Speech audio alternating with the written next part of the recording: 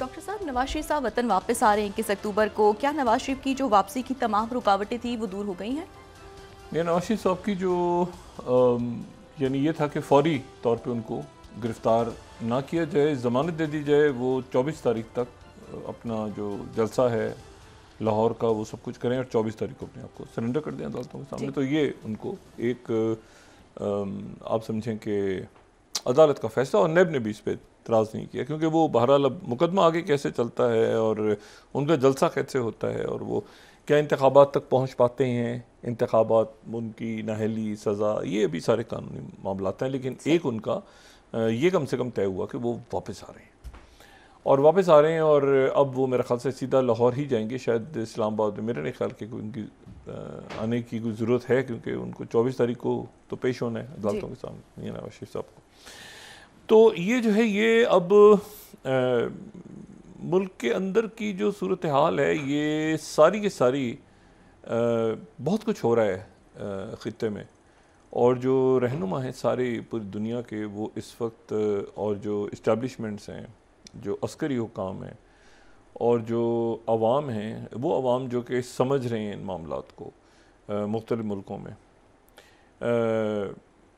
और जो मुख्तलिफ़ रियासतों में अकाबरीन बैठे हैं, जो उनके थिंक टैंक्स हैं, जो हालात को देख रहे हैं किस तरफ जाते हुए, तो उनके वहाँ जहाँ दुनिया जा रही है वहाँ ये बातें जो हैं इस वक्त ये देखना है कि कहाँ जाते हैं मामलात, क्योंकि जो भी कुछ होने जा रहा है पाकिस्तान में वो ख़ित्ते और दुनिया के वाक़यात तय करेंगे।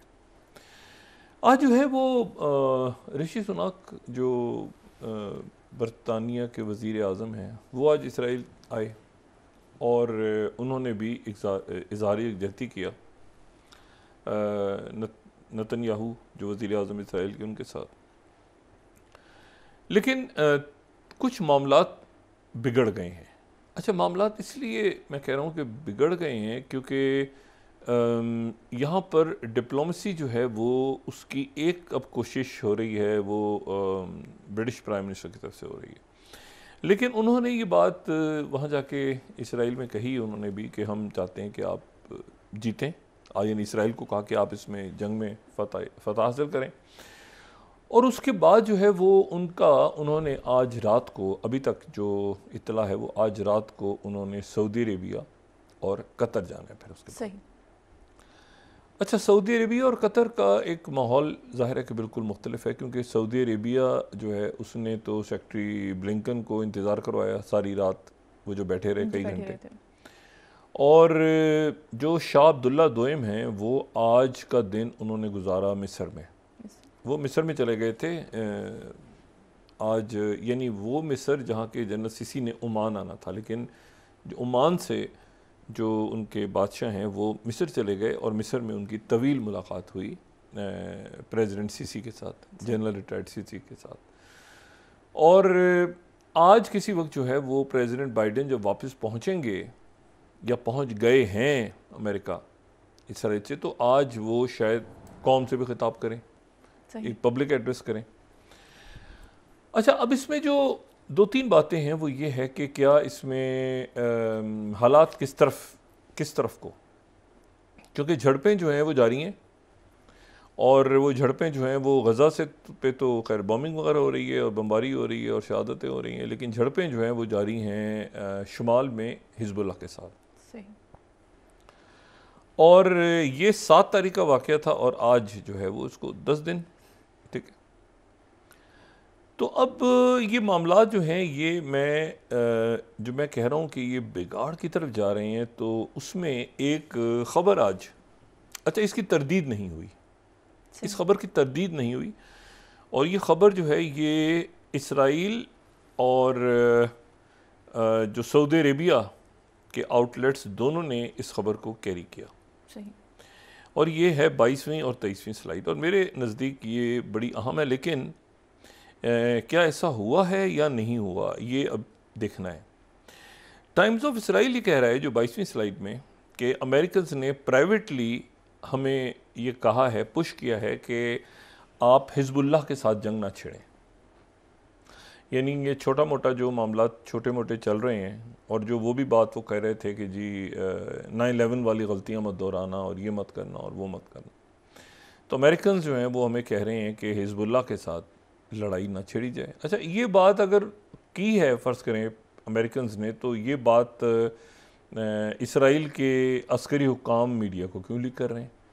उन्हीं को कोट करके फिर अल अरेबिया जो है, जो सऊदी मीडिया है, तो उन्होंने भी फिर इसी को कैरी किया कि इसराइली ऑफिशियल्स ये कह रहे हैं कि US security pushing Israel not to initiate war with Hezbollah. Israeli officials ने कहा कि, क्योंकि इसराइली ऑफिशियल्स ने पहले को दिया, पर खबर इतनी बड़ी कि भाई हिजबुल्लाह से नहीं लड़ना, अमेरिकन कह रहे हैं, वरना ये मामला ख़राब हो जाएंगे। अच्छा, यहाँ पर जब ये हुआ कि अब आप देखें चारों तरफ, अगर देखें कि ये आग कहाँ तक चली गई है, कहाँ तक फैल गई है। Belt and road initiative, belt and road forum का इजलास हुआ, तो वहाँ पे प्रेसिडेंट पुतिन भी थे और बाकी दुनिया से भी नुमाइंदे आए हुए थे। अब आप देखें कि 193 मुल्क हैं दुनिया में, 193 जो कुल ममालिक हैं उनकी तादाद है 193, 193 मुल्क हैं इस कुर्रे अर्थ पे। और 193 में से 150 मुल्क जो हैं, 150, वो बेल्ट एंड रोड का हिस्सा हैं। सिर्फ बाकी जो ममालिक हैं वो यानी 43 के करीब ममालिक जो हैं वो बेल्ट एंड रोड का हिस्सा नहीं है, और 150 मुल्क जो हैं वो बेल्ट एंड रोड का हिस्सा है, जिसमें मिस्र भी है। अच्छा, अब मिस्र के जो वज़ीर आज़म हैं, मिस्र के एक तो सदर हैं जनरल सीसी, वो तो वहीं रहे। ज़ाहिर है कि मिस्र के हालात इस वक्त जो हैं वो वहीं पे रहे, और मुजाहरे हो रहे हैं, और मुख्तलिफ सफारतकार जो हैं बुलाए जा रहे हैं, मतलब एक केओस है। कोई 4-5 एयरपोर्ट्स आज फ्रांस के वहाँ पर खाली करवा लिए गए, धमकियाँ आएंगी जबकि ये यहाँ पे कोई वाक़या हो सकता है, तो वो एयरपोर्ट्स पे फ़्लाइट्स रुक गई सारी। लेकिन इसमें जो इम्पोर्टेंट बात है वो ये है कि पहली दफ़ा मैंने ये हुआ है कि पब्लिकली जो प्रीमियर शी जिनपिंग हैं वो पब्लिकली जो हैं वो सामने आए। यानी सामने से मुराद ये है कि वो हमें नज़र आए मिस्र के वज़ीर आज़म के साथ, और मिस्र के वज़ीर आज़म के साथ मुस्तफ़ा मेदबुले, तो मुस्तफ़ा मेदबुले के साथ वो सामने आए और एक तवील उन्होंने खुलकर जो है वो बात की कि हमारी चाइना क्या कह रहा है और क्या बात करना चाह रहा है और कहाँ पे खड़ा है इस पूरे क्राइसिस में। फिर दोबारा चाइना की तरफ से ये बात हुई। सही। अच्छा, अब वो चाइना की तरफ से जो बात हुई तो मैं फिर जाहिर सी बात है कि बिल्कुल एग्जैक्टली उन्हीं के मीडिया को ही कोट करके हम ये बात कर सकते हैं जी। और एक तो साउथ चाइना मॉर्निंग पोस्ट हम दिखा सकते हैं यहाँ पे, ठीक है, जो 42nd स्लाइड है उसको हम दिखा सकते हैं, और उसके बाद जो है वो हम मतलब उन्होंने ये खुल के कहा कि ये जो है ये टू स्टेट सॉल्यूशन इसका हल है, ठीक है। टू स्टेट सॉल्यूशन, दो रियासती जो हल इसका यही है कि दो रियासतें बने। अच्छा, उसके बाद जो है वो और अगर CNN को देखें तो CNN जो है, जो फर्स्ट स्लाइड है, China Xi seeks swift end to Israel Hamas conflict calls for two state solution. ये शी जिनपिंग ने पहली दफ़ा आके यानी पब्लिक में ये एक उन्होंने लंबी बात की है कि टू स्टेट सॉल्यूशन इसका हल है, इससे कम चाइना ने बात नहीं की।